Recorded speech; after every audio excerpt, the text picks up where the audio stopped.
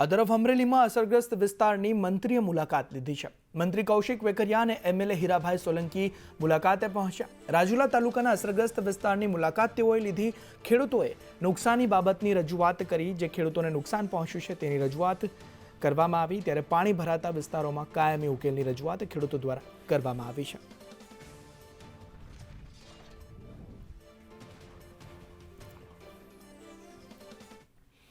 તો ભાવનગરમાં કમોસમી વરસાદને લઈ મહાનગરપાલિકા મેદાને ઉતર્યું છે। મહાનગરપાલિકાના અધિકારીઓ અસરગ્રસ્ત વિસ્તારોની મુલાકાતે પહોંચ્યા। મેયર અને ચેરમેને પાણી ભરાયેલા સ્થળો પર મુલાકાત કરી છે। અધિકારીઓને ઝડપથી કામ કરવા સૂચનાઓ પણ આપી દેવામાં આવી છે।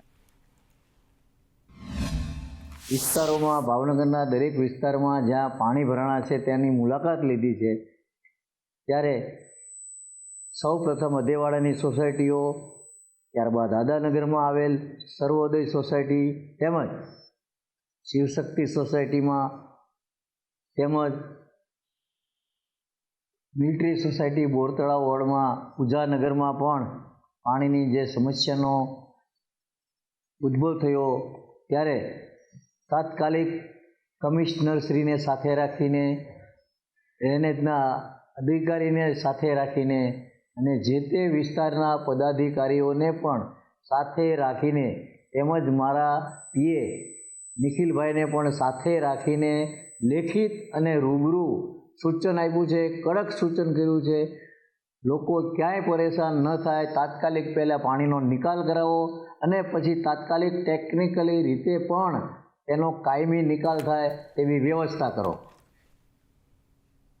આ તરફ કેબિનેટ મંત્રી નરેશ પટેલે નવસારીની મુલાકાત લીધી। ખેડૂતોને થયેલા નુકસાનની સમીક્ષા કરવા તેઓ પહોંચ્યા। ખેડૂતના ખેતરમાં ઉતરી મંત્રી નરેશ પટેલે તાગ મેળવ્યો છે। નિરીક્ષણ કર્યા બાદ મંત્રીએ સમીક્ષા બેઠક યોજી। ખેડૂતો માટે યોગ્ય નિર્ણય લેવાશે તેવી ખાતરી પણ નરેશભાઈ દ્વારા આપવામાં આવી છે। છેલ્લા 3 દિવસથી જે રીતે કમોસમી વરસાદ ગુજરાતની અંદર જે વરસી રહ્યો છે, એના કારણે પૂરા ગુજરાતની અંદર ખૂબ મોટા પ્રમાણમાં ખેતીના પાકને નુકસાન થયું છે। કેટલાક પ્રભાવિત જિલ્લાઓ બન્યા છે અને પ્રભાવિત જિલ્લાઓની અંદર ગઈકાલે માન્ય મુખ્યમંત્રીશ્રી અને ઉપમુખ્યમંત્રીશ્રીએ તાત્કાલિક નિર્ણય લીધો અને પ્રભાવિત જિલ્લાઓની અંદર મંત્રીઓને મોકલી ખેડૂતો સાથે ઊભા રહેવું અને ત્યાંથી તાજ મેળવીને કેવી રીતે એમને મદદરૂપ થઈ શકાય એ પ્રકારની એમણે ચિંતા કરી લીધી છે। અધિકારીઓએ પણ જે રીતે નુકસાન થયું છે એ પ્રમાણે સર્વે ચાલુ કરી દીધું છે। વ્યવસ્થિત રીતે સર્વે થયા પછી એનો રિપોર્ટ થશે અને સરકારના નીતિ નિયમ પ્રમાણે કેવી રીતે મદદરૂપ થઈ શકાય એ પ્રકારની સરકાર ચિંતા કરી રહી છે। વડોદરા જિલ્લામાં કમોસમી વરસાદથી નુકસાન થયું છે। ભાજપના એમએલએ કેતન ઇનામદારે સીએમને પત્ર લખ્યો છે। સાવલીમાં ભારે નુકસાન થયું હોવાનો આ પત્રમાં ઉલ્લેખ કર્યો છે। ડાંગરના પાકમાં 100% નુકસાન થયું હોવાનો ઉલ્લેખ કરવામાં આવ્યો છે। મગફળી, સોયાબીન, કપાસ, તુવેર, તમાકુમાં નુકસાન સર્વે કરી ખેડૂતોને નુકસાનીનું વળતર ચૂકવવા પણ પત્ર લખીને માંગ કરવામાં આવી છે। જે 3 દિવસથી સતત વરસાદ ચાલુ છે, એ વરસાદને લઈને જે ખેડૂતોને ખરે નુકસાની વેઠવી પડી છે એની પત્ર દ્વારા રજૂઆત કરી છે। એ ડાંગરનો પાક, જે પાક તૈયાર થઈ ગયો હોય અને પૂરેપૂરો પાક અત્યારે જ્યારે ખેડૂતોના ઘરમાં લાવવાની તૈયારીમાં હોય ત્યારે એને ખૂબ નુકસાન વેઠવું પડ્યું છે। એટલે આજે હું એવું કહું કે ડાંગરના પાકમાં 100% નુકસાન। માન્ય મુખ્યમંત્રીશ્રીને અમે પત્ર દ્વારા રજૂઆત કરી છે કે આવનારા દિવસોની અંદર ખેડૂતોને પગભર થાય અને આ જે નુકસાન જે થયું છે એમાં સરકાર સહાયરૂપ બને અને એમને ખૂબ સારો એવો ટેકો થાય।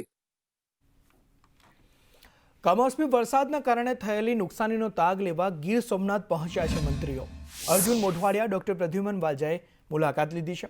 વેરાવળ, ઉના, કોડીનાર અને સૂત્રાપાડાની મુલાકાત લઈ લીધી છે। 4 દિવસમાં 15 ઇંચ વરસાદથી ખેતીને ભારે નુકસાન થયું છે। મંત્રીઓએ 15 જેટલા અસરગ્રસ્ત ગામોની મુલાકાત લીધી। મગફળી, ઘાસચારાને નુકસાન થયું હોવાનો સ્વીકાર પણ મંત્રીઓએ કર્યો છે। નુકસાનીનો સેટેલાઇટ અને ફિઝિકલ સર્વે કરવામાં આવશે તેવું અર્જુનભાઈ મોઢવાડિયા દ્વારા કહેવામાં આવ્યું છે। ગીર સોમનાથ જિલ્લામાં સૌથી વધારે વરસાદ, કમોસમી વરસાદ પડ્યો છે। 8 ઇંચથી માંડીને 15 ઇંચ સુધીનો વરસાદ અહીંયા છેલ્લા 4 દિવસમાં નોંધાયેલો છે। એને કારણે ખાસ કરીને જે મગફળીનો પાક છે એને ભારે નુકસાન થયું છે। અમુક મગફળી છે એ ત્યાંથી ખેતરમાંથી પાડી લેવામાં આવ્યું છે એમાં પણ જમીનમાં મગફળી રહી ગયેલી છે અને એનો જે પાલો છે એને પણ નુકસાન થયું છે. અમુક મગફળી ઉપાડીને એના ઉંદરિયા એટલે એનો નાનો નાનો જથ્થો ભેગો કરેલો છે, એ સંપૂર્ણપણે પાણીમાં ડૂબી ગયેલા છે અને બાકી જે ઊભી મગફળી છે એને પણ નુકસાન થયું. એ સિવાય બાકીના જે પાકો છે એને પણ અંશતઃ નુકસાન થયું છે.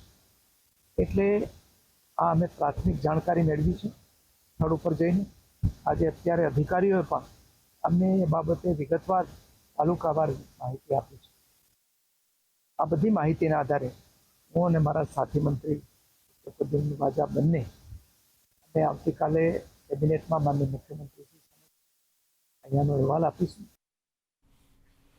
મંત્રી કૌશિક વેકરિયા ખાંભા એપીએમસી પહોંચ્યા. ખેડૂતો સહકારી અગ્રણીઓ સાથે બેઠક કરી. ખેડૂતો અને સરપંચોએ લેખિતમાં રજૂઆતો કરી છે. કમોસમી વરસાદથી અમરેલીમાં વ્યાપક નુકસાન થયું છે. કૌશિક વેકરિયાએ નુકસાની અંગે રજૂઆતો સાંભળી છે.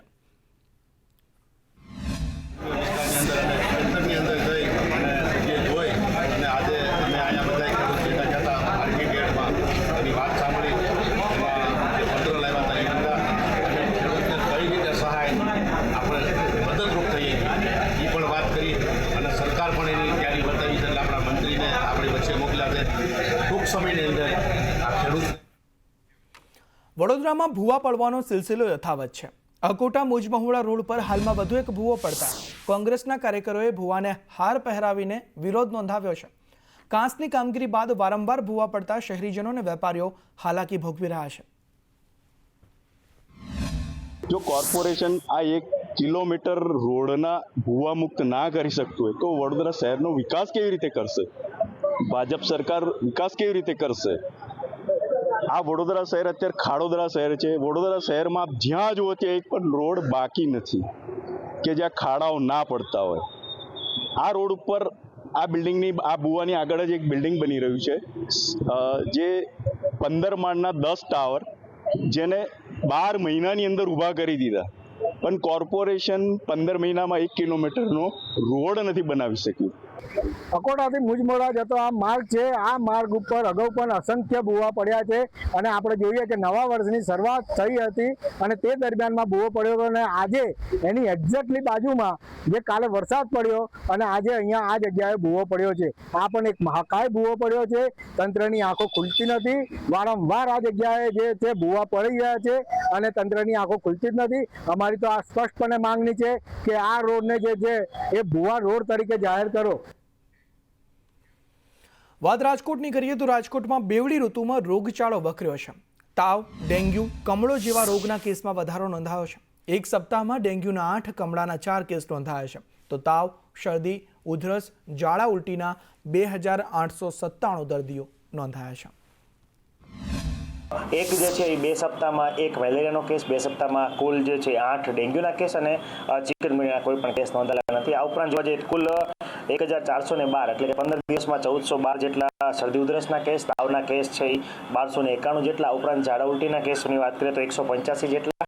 આ ઉપરાંત જે છે એ ખાસ કરીને ટાઇફોઇડના જે છે 1 કેસ અને 4 કેસ છે એ કમળાના આપણને ગત 15 દિવસોમાં નોંધાયેલા છે. ફિશિંગની નવી સિઝન શરૂ થયાના 2.5 મહિનામાં ખરાબ હવામાન અને ચક્રવાતના કારણે ગુજરાતના માછીમારો અને બોટ માલિકોને મોટું આર્થિક નુકસાન થયું છે. આ વર્ષની શરૂઆતથી જ માછીમારો માટે સમય મુશ્કેલ રહ્યો છે.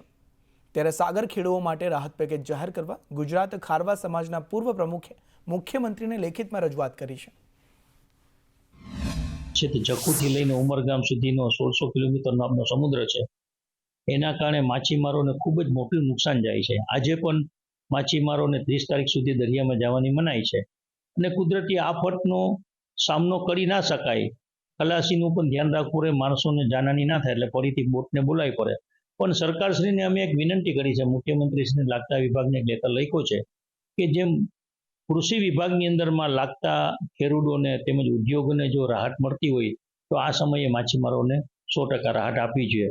કારણ એ છે કે બોટ ફરીથી પાછી આવે છે ત્યારે ડીઝલનો સૌથી મોટો ખર્ચ હોય છે, ખલાસીઓનો મોટો ખર્ચ હોય છે, રાશન પાણી તેમજ અન્ય ખર્ચના કારણે 3 થી 3.5 લાખ રૂપિયાનો ખર્ચો હોય છે. જ્યારે બોટ ફિશિંગમાં જતી હોય ત્યારે વેપારી પાસેથી એડવાન્સ અથવા બેંકનું કરજ કરીને બોટો જાય છે. આજે પણ તમે બેંકોમાં તપાસ કરશો તો માછીમારો સૌથી મોટા કરજદાર છે.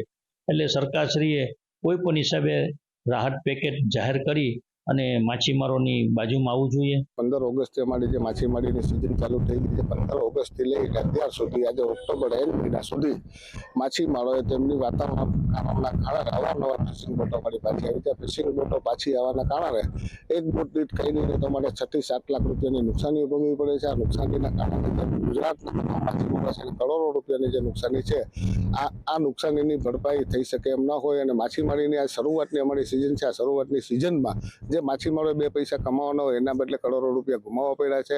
સુરેન્દ્રનગર જિલ્લામાં આવેલ 519 જેટલી સસ્તા અનાજની દુકાનમાં સંચાલકોએ 1 નવેમ્બરથી અનિશ્ચિત મુદ્દતની હડતાલ પર જવાની ચીમકી ઉચ્ચારી છે. વિવિધ પડતર માંગણીઓને મામલે અધિક કલેક્ટરને આવેદન પાઠવી ઘટતું કરવા દુકાનદારોએ માંગ કરી છે. ત્યારે સસ્તા અનાજની દુકાનો બંધ રહેતા જિલ્લાના હજારો ગરીબ પરિવારને રાશન મેળવવામાં મુશ્કેલી ઊભી થવાની શક્યતાઓ છે. અમારી પડતર માંગણીઓ જે રાજ્ય સરકાર સામે છે હજી સુધીનો ઉકેલ આવેલ નથી. એ બાબતે અમે સુરેન્દ્રનગર જિલ્લાના એપીએસ પરિવાર આજે અમારા રાજ્યવ્યાપી આંદોલનને સમર્થન આપવા માટે એકત્રિત થયા છીએ. રાજ્ય સરકારમાં અમારી કેટલીય પડતર માંગણીઓ છે. સરકાર અમારી સામે જરાય સહાનુભૂતિ દર્શાવતી નથી. એનો વિરોધ નોંધાવવા માટે અમે કલેક્ટરશ્રીને આવેદનપત્ર અપાયા છે. પડતર માંગણીઓ સરકાર ટૂંક સમયમાં આનો ઉકેલ લાવે અને પોઝિટિવ અને હકારાત્મક રીતે અમારી સાથે સહાનુભૂતિ દર્શાવવામાં આવે.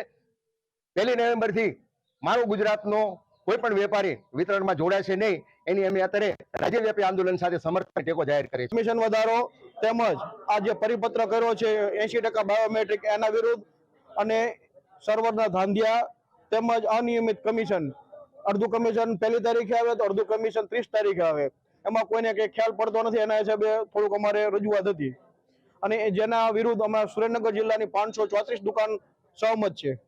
માંગ પૂરી થાય તો શું કાર્યક્રમ આપશે? માંગ પૂરી નહીં થાય તો 1 નવેમ્બરથી અમે ચલણ જનરેટ નહીં કરીએ અને માલ કોઈ ભરશે નહીં.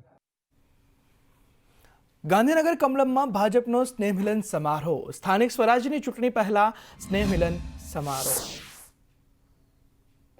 ત્યારે સ્નેહમિલન સમારોહનું આયોજન કરવામાં આવ્યું. સ્થાનિક સ્વરાજ્યની ચૂંટણીઓ નજીકમાં આવી રહી છે તે પહેલાં જ ગાંધીનગર કમલમમાં ભાજપે આ સ્નેહમિલન સમારોહનું આયોજન કર્યું હતું, જેમાં ભાજપ પ્રદેશ અધ્યક્ષ જગદીશ વિશ્વકર્મા પણ હાજર રહ્યા હતા. મુખ્યમંત્રી ભૂપેન્દ્ર પટેલ હાજર રહ્યા હતા અને સૌથી મોટો ચર્ચાનો વિષય એ કે બચુ ખાબડ, મંત્રી બચુ ખાબડ પણ આ સ્નેહમિલન સમારોહમાં હાજર રહ્યા હતા. ત્યારે સ્થાનિક સ્વરાજની ચૂંટણીઓ નજીક આવી રહી છે અને તે પહેલાં ભાજપે આ સ્નેહમિલન સમારોહનું આયોજન કર્યું અને પુત્રોની ધરપકડ બાદ પ્રથમ વખત મંત્રી બચુ ખાબડ અહીં જોવા મળ્યા છે.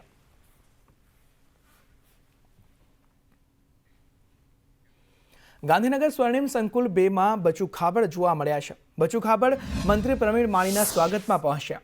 માત્ર 7 સેકન્ડમાં જ મંત્રીનું સ્વાગત કરીને બચુ ખાબડે ચાલતી પકડી.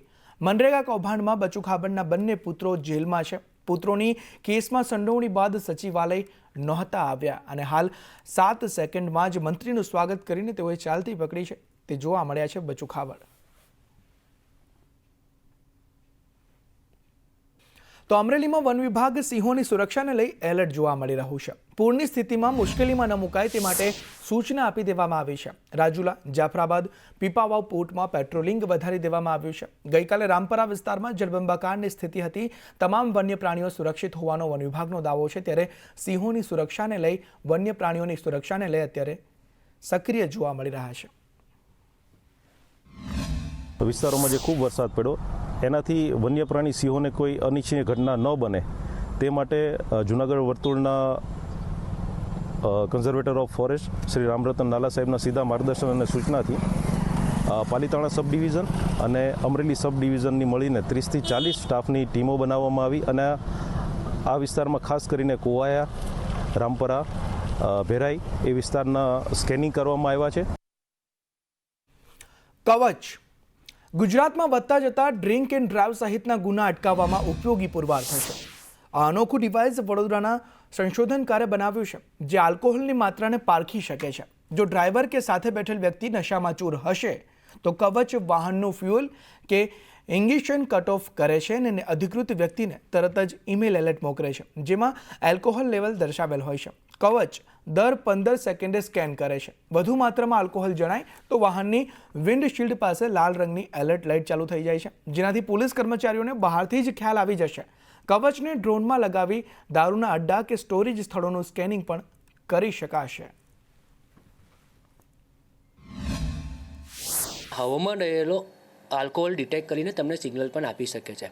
તો ગાડી માટે સ્પેશિયલ કેસમાં વાત કરીએ તો આ ડિવાઇસ ગાડીમાં ફિટ કરવા માટે આવે તો એનું એક જે લાઇટનું જે ફંક્શનાલિટી છે એ તમારા વિન્ડશીલ્ડ તરફની રહેતી હોય છે. એટલે નોર્મલ કન્ડિશનમાં હોય એટલે 150 થી 300ની રેન્જમાં હશે તો એ તમારી જે છે એ ગ્રીન સિગ્નલ જનરેટ કરશે, પણ જેવું 300ની ઉપર જશે એટલે યલો કલરનું સિગ્નલ આપશે અને 450ની આસપાસ જશે એટલે તમને તરત જ એ ઈમેલ મારફતે રેડ સિગ્નલ જનરેટ કરી ગાડીની એક્સેસ સિસ્ટમ કટ ઓફ કરશે. જે રીતના ફ્યુલ સાથે કરીને કે ફ્યુલ ઇગ્નિશન સાથે ઇગ્નિશન બંને વસ્તુને કટ ઓફ કરશે અને તરત ઓથોરિટીઝને ઈમેલ જતો રહેશે કે ભાઈ આનું આલ્કોહોલનું લેવલ આટલું. વાત સુરતની કરીએ તો સુરતમાં કંપનીના ડેટા ચોરીને ખંડણી માંગનાર ઝડપાઈ ગયો છે. આરોપીએ ડેટાની ચોરી કરી હતી અને 1.20 કરોડની ખંડણી માંગી. ટૂર્સ એન્ડ ટ્રાવેલ્સ કંપનીના ડેટાની ચોરી કરીને ખંડણી માંગી હતી. વરાછા પોલીસે આરોપી રાહુલ રગડેની ધરપકડ કરી છે. આરોપી ટૂર્સ એન્ડ ટ્રાવેલ્સ કંપનીમાં જ નોકરી કરતો હતો અને આરોપીએ ગ્રાહકોનો મહત્વનો ડેટા ચોરી લીધો હતો અને તે બાદ તે બ્લેકમેલ કરીને खंडनी मांगतो। फरियादी के जो कंपनी में माई ट्रैवल जॉकी में एक उनके रिलेटिव और उनके साथ में जान पहचान की एक महिला है, वो वहाँ पे काम करती थी। उनका इसने गलत वीडियो कपड़ा चेंज करते हुए एक वीडियो बना लिया और वीडियो बना के उसको लगातार उससे ब्लैकमेल करता और ये भी ब्लैकमेल करता कि जो डेटा है उसको वो ब्रीच कर देगा और बाकी वीज़ा की कंपनीज और बाकी कंट्रीज में मेल कर देगा। कि साथ में जो फरियादी है उनके पति को भी इन्होंने बार बार जान से मारने की धमकी दी और ये डर गए और उनको 60 लाख रुपए इन्होंने इनको पैसा दे दिया। फरियादी ने आरोपी को पैसा दे दिया और 60 लाख देने के बाद भी वीडियो और डेटा जो है ये उनको वापस नहीं किया गया और ये बार बार जो साहिद है जिसका जो वीडियो इन्होंने उतारा है उसको उससे गैर संबंध बनाने के लिए ये बार बार इसको धमकी देता था। वराछा पुलिस स्टेशन में आते के साथ ही हमने इनकी फरियाद की गंभीरता को समझा और तुरंत ही फरियाद इसमें दाखिल किया है और इसमें टोटल जो आरोपी है राहुल भाई जगदीश भाई रगड़े, इसको हमने अरेस्ट किया है और इसको अभी फिलहाल ये जुडिशियल कस्टडी में है। આ તરફ કલેક્ટરના ચીટનીસનો ખોટો પત્ર બનાવી માપણીમાં વધારો કરતો કલેક્ટરની ખોટી સહીવાળો બોગસ હુકમ જાહેર કરીને એબી કરણે કૌભાંડ આચર્યું હતું। ત્યારે નાસ્તા ફરતા આરોપી તત્કાલની ક્લાર્ક અનિલ કરણની પાલનપુરના લાલાવાડમાંથી પોલીસે ધરપકડ કરી છે। એ ડિવિઝન પોલીસ સ્ટેશનમાં મામલતદારે ફરિયાદ નોંધાવી હતી અને આ કાર્યવાહી કરવામાં આવી છે। અત્રેના માનનીય કલેક્ટર સાહેબશ્રીની સહી કરીને એક હુકમ બહાર પાડવામાં આવેલો જમીન વધારાનો।